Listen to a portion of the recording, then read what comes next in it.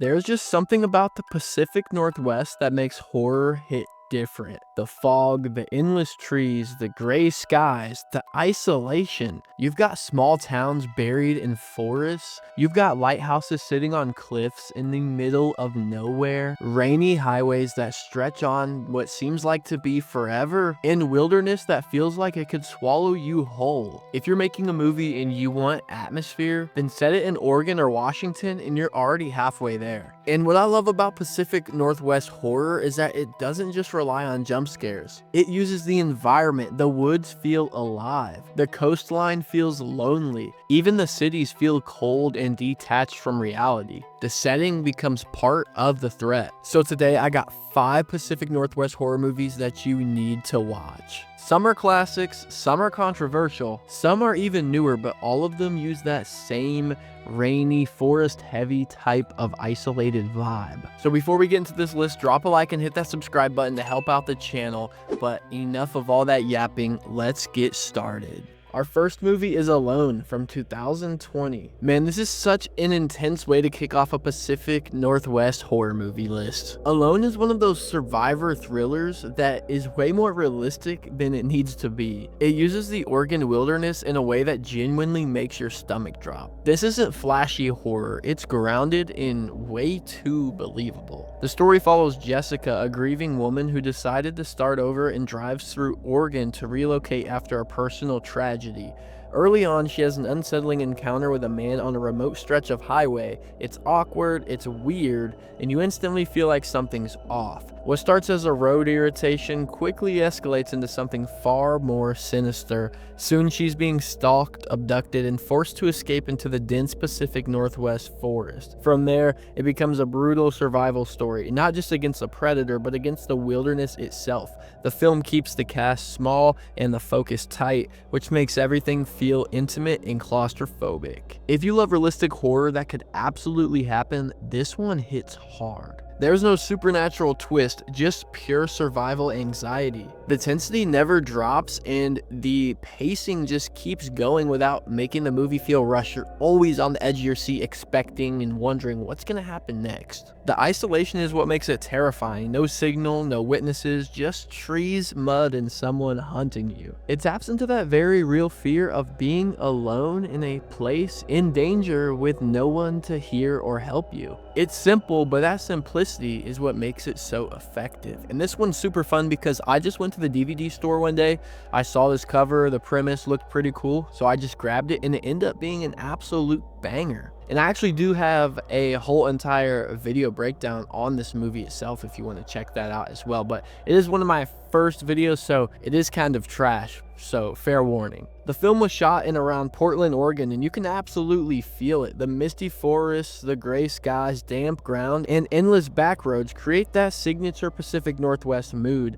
The story is also set in Oregon, so the location isn't just aesthetic, it's essential. The wilderness becomes a character and feeling like an antagonist, amplifying the danger and reinforcing that feeling of complete isolation. You can watch Alone on Tubi and Philo for absolutely free. Our second movie is The Ring from 2002. You cannot make a Pacific Northwest horror movie list without talking about The Ring. This movie defined early 2000s horror, and honestly, it still holds up to this day. The atmosphere alone makes it essential for this region. It's cold, damp, and gloomy, and just super unsettling in that very unique Washington type of style. The story follows journalist Rachel Keller, who begins investigating a mysterious videotape that supposedly kills anyone exactly 7 days after watching it. After watching the tape herself, she receives the now iconic phone call. 7 days. From there, it becomes a race against time as she and her ex Noah try to uncover the origin of the curse.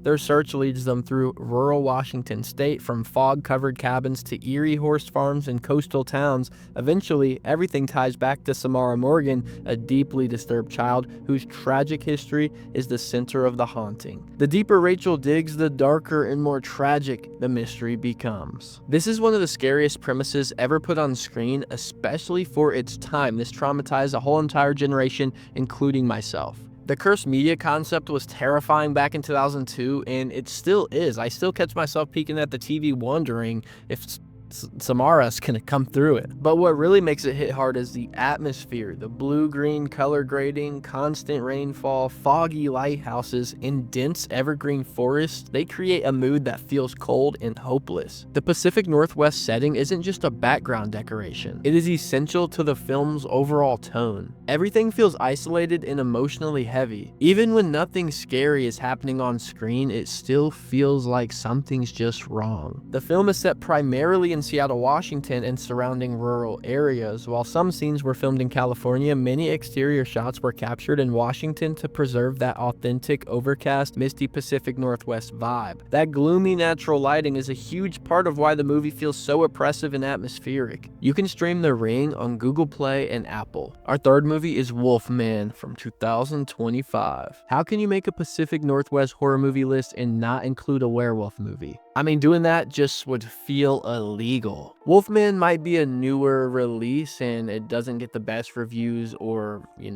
talked about the best online, but I honestly think it's overhated. I think it's not bad at all, and there's some things to especially like about this, especially when it comes to Pacific Northwest vibe, and it fits perfectly on this list. The film follows a man returning to rural Oregon with his family after inheriting remote property tied to his past. What starts as a tense family drama slowly turns into something far darker as strange animal attacks begin happening nearby. As paranoia builds and something stalks the woods surrounding their isolated home, the line between man and monster begins to blur. The transformation elements lean heavily into body horror, making the physical change feel painful, messy, and disturbingly grounded. Instead of jump scares, the movie focuses on dread, the fear of losing control and becoming something violent and unrecognizable. Setting a werewolf movie in the Pacific Northwest is just perfection. The dense forests, constant oversky casts, and isolation of rural Oregon just completely creates a natural habitat for this kind of legend. Even when nothing's happening, the woods just feel alive. Kind of feels like something could be watching you from behind the trees. Or actually, it's got an idea. You should watch this in the middle of the woods at night. This might be perfect. The film really leans into that quiet wilderness terror. And while some people give it some hate for being super slow paced, I think that slow pacing actually helps this movie out. It gives the transformation and family tension more weight, and when the horror finally hits,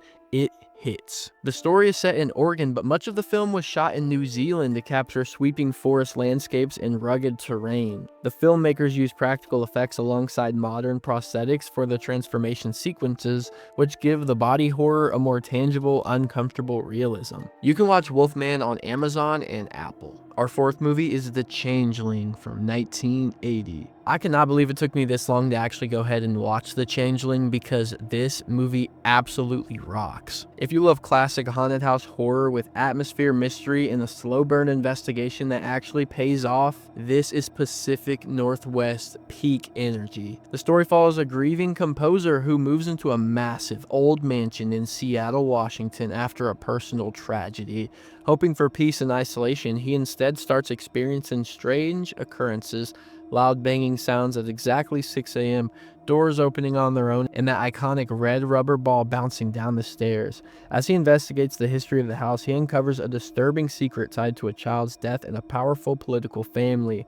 What starts as a traditional ghost story slowly transforms into something deeper, part supernatural mystery, part conspiracy thriller, with a twist that genuinely caught me off guard. This movie proves you don't need constant jump scares to be terrifying. The tension builds through silence, empty hallways, and the feeling that the house itself might be watching you and kind of stalking you. The Pacific Northwest setting plays a huge role in this film. The gray skies, rain-soaked streets, the historic Seattle architect gives everything this cold, melancholy mood. The cinematography captures the isolation and the whole entire mood and sadness of this movie perfectly. And that red ball scene, if you know, you know, it's one of the most iconic moments in haunted house history. Although the story takes place in Seattle, much of the film was shot in Vancouver, British Columbia, with some exterior shots filmed around the Seattle area. The mansion used for filming became so associated with the movie that it is still talked about by horror fans today. You can find The Changeling on Tubi and Pluto TV for free. Our fifth movie is The Wicker Man from 2006. Okay, I know this one gets clowned on a lot, the screaming, the memes, the over-the-top energy, but I don't think it's that bad. I think The Wicker Man deserves way more credit than it gets, especially when you take into consideration on a list about Pacific Northwest movies. The film follows a troubled police officer who travels to a remote island off the coast of the Pacific Northwest to investigate the disappearance of a young girl. What he finds is a secluded, deeply religious, and very suspicious community led by a powerful matriarch. As he digs deeper, the island's traditions become more unsettling and the isolation starts to feel suffocating. The story slowly builds towards an ending that I genuinely was not expecting the first time I saw it, and whether you love it or hate it, you cannot deny it commits to the bit. This movie absolutely nails that wilderness, isolated energy. Even though it was filmed in British Columbia, Canada, the story actually takes place on a fictional island in the Pacific Northwest, and the setting carries that whole entire film. The foggy coastline, dense forests, rocky cliffs, and a wooden structure that creates this eerie, cult-like atmosphere that feels cut off from the rest of the world. The isolation makes everything else feel far more dangerous. And honestly, when you lean into the tone instead of comparing it to the original, it's actually a pretty fun, tense time. Yes, this is a remake of The Wicker Man from 1973, but it takes a very different tonal approach. The 2006 version leans heavy into psychological tension and religious fanaticism. Also, despite the heavy Pacific Northwest feel, every major exterior shot again was in Canada to capture a rugged coastal environment. And no, I have not seen the original Wicker Man, don't know if I mentioned that yet, but I'll have to check that one out. I heard it's better. But I do think this one does.